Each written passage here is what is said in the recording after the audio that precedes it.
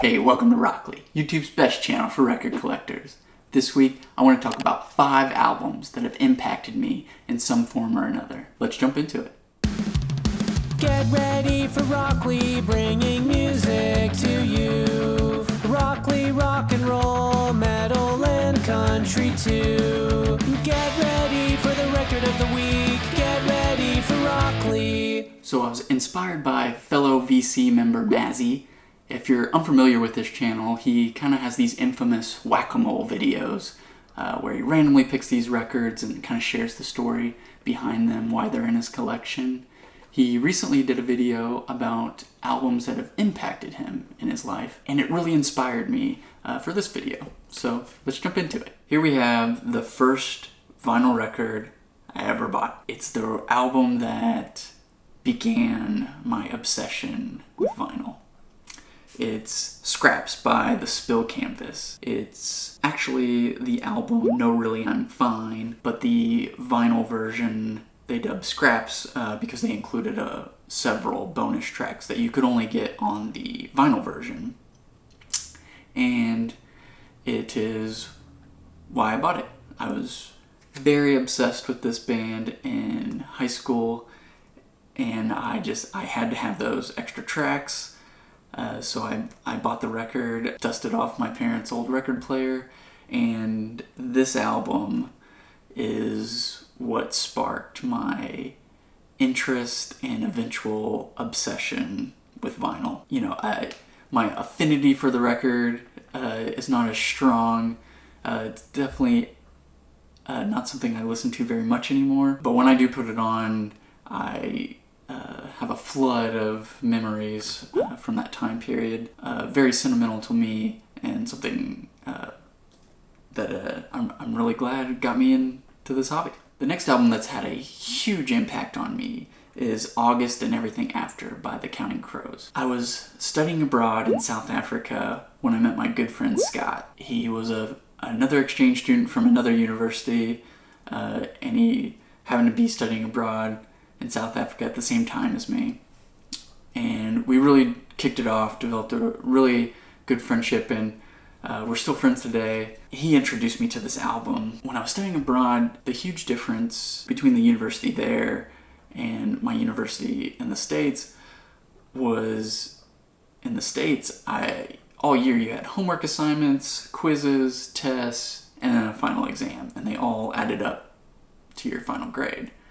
And there, in South Africa, you had one test at the very end of the semester. You could spend all this time and effort reading the readings and going to class, and if you didn't pass this one test, you failed. And I was feeling large amounts of anxiety, and Scott could tell, so he was like, man, let's just relax. He's like, I got a great album we should listen to. We listened to this, and it did. It really eased my mind, especially the track Omaha. I just really love that song. Even to this day, when I have a big moment that I'm super anxious, maybe an interview or a meeting, a big project, presentation, I'll listen to this album and I'm able to relax and calm my nerves. And I really am happy to have this in my life. Anyway, if you haven't given this one a listen, it's very good. And Analog Productions reissued this, and it's incredible. Here we have The Devil and God Are Raging Inside Me by Brand New. They're another emo pop rock band I was introduced in high school to by my buddy Steve. And in high school, you know, emo pop rock music really resonated with me. These kind of like hard on your sleeve lyrics discussing and articulating these emotions and thoughts that you're having in adolescence, and just trying to find out who you are in life, and heartbreak and all those things.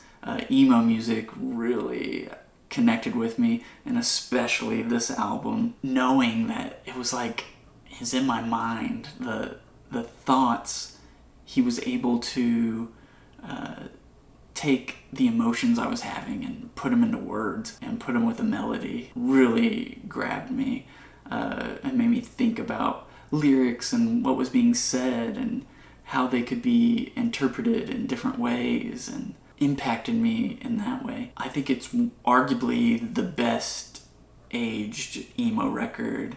It sounds like it's not dated, as a lot of emo music comes across now that I just don't have as strong an affinity for, but this album I still go back to quite a bit. It's really good. If you haven't checked it out, I recommend it. It's got clean vocals, catchy choruses with some heartfelt lyrics. Definitely recommend. Another album that has impacted me greatly is John Cougar Mellencamp's it has the Crumbling Down, Pink Houses, and Play Guitar. This album and the song Play Guitar is one of the first songs I can remember having a connection to. My mom used to have this CD, and I remember this song coming on, the Play Guitar, and it just stuck out to me. And I just always wanted to hear that song, and she would always turn the volume down when he was about to swear. For whatever reason, anytime it was on the radio or whatever, I would just always stop and listen to it from start to finish. It really grew my love for John Mellencamp and a connection with my parents and the music that they liked. John Mellencamp was always one that we could all agree on to listen to.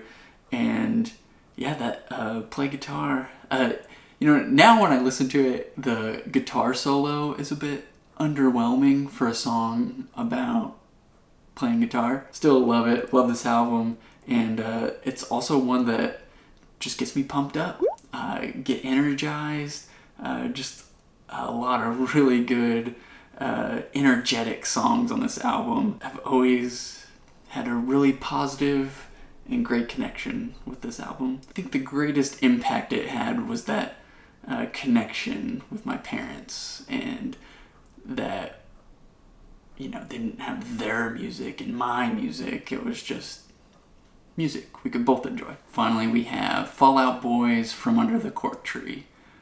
Fall Out Boy gets a lot of hate, but in 2005, when this came out, hip-hop, R&B, pop dominated the radio. That's what my friends listened to, and I never really connected with that music. It was my freshman year in high school. I was in basketball tryouts, and I'm awful at basketball. But my buddy Jordan was trying to teach me a few things at his house. And anyway, he was driving me home, and he put this record on, connected instantly. It just sounded so fresh. And the guitar and the lyrics just all resonated with me. And this album just really opened the door to rock music for me, and I've been hooked ever since, and it's been an awesome journey, and I'll just never forget that moment that I heard it, and it was like it was made for me, my generation. Now, my affinity for the album, I don't listen to it as much anymore, but I still want to give it credit for opening the rock music door for me, because it definitely did that. Well, that's it for this week, guys. I'd love to hear about any albums that have really impacted you over your life, and any stories you have to go with them. I'd love to read about them. And I also started an Instagram page. I've been posting albums that I've been listening to. I try to post once a day, but if you guys are interested, you can follow me over there. We also have a Facebook page. I'm not real good about keeping that one updated.